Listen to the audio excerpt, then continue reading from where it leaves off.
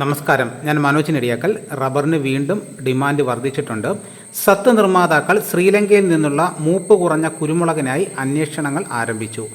എണ്ണ അംശം ഉയർന്ന ലൈറ്റ് പെപ്പറാണ് ഒലിയോറസിൻ വ്യവസായികൾക്ക് ആവശ്യം.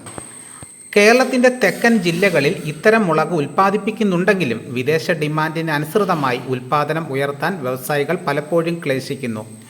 ഇതിനിടയിൽ ഉത്സവ ദിനങ്ങൾ അടുത്തതോടെ രാജ്യത്തിൻ്റെ വിവിധ ഭാഗങ്ങളിൽ നിന്നും കുരുമുളകിന് ആവശ്യക്കാരുണ്ട്. കൊച്ചിയിൽ അൺഗാർബിൾഡ് മുളക് കിലോ 696 രൂപയിൽ വ്യാപാരം നടന്നു.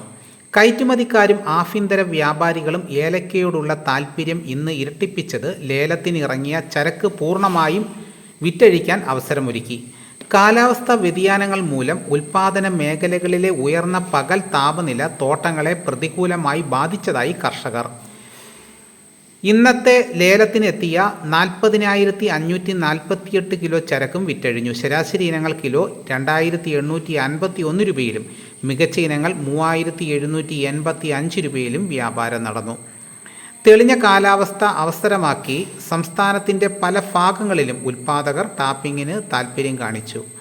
ചെറുകിട വിപണികളിൽ ലാറ്റക്സ് ലഭ്യത മുൻവാരങ്ങളെ അപേക്ഷിച്ച് ഉയർന്നു തുടങ്ങിയതായി വിപണി വൃത്തങ്ങൾ. ഉൽപ്പാദന രംഗം സജീവമായാൽ മാസത്തിൻ്റെ രണ്ടാം പകുതിയിൽ പുതിയ ഷീറ്റ് ലഭ്യത ഉയരാം. കൊച്ചിയിൽ 4ാം ഗ്രേഡ് കിലോ 280 രൂപ, ബാങ്കോക്കിൽ റബ്ബർ കിലോ 287 രൂപയിലും ജപ്പാനിൽ കിലോ 421 എന്നിലുമാണ്.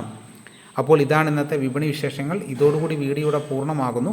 എല്ലാവരും ലൈക്ക് സപ്പോർട്ട് ചെയ്യണം. ആദ്യമായിട്ടാണ് ഈ ചാനൽ കാണുന്നതെങ്കിൽ സബ്സ്ക്രൈബ് ചെയ്യാൻ മറക്കരുത്. നിങ്ങളുടെ അഭിപ്രായങ്ങൾ കമൻറ്റായിട്ട് രേഖപ്പെടുത്തണം. ഈ വീഡിയോ എല്ലാവർക്കും ഒന്ന് ഷെയർ ചെയ്ത് കൊടുക്കണം. മറ്റൊരു വീഡിയോയുമായി ഉടനെ എത്താം. എല്ലാവർക്കും എൻ്റെ നന്ദി.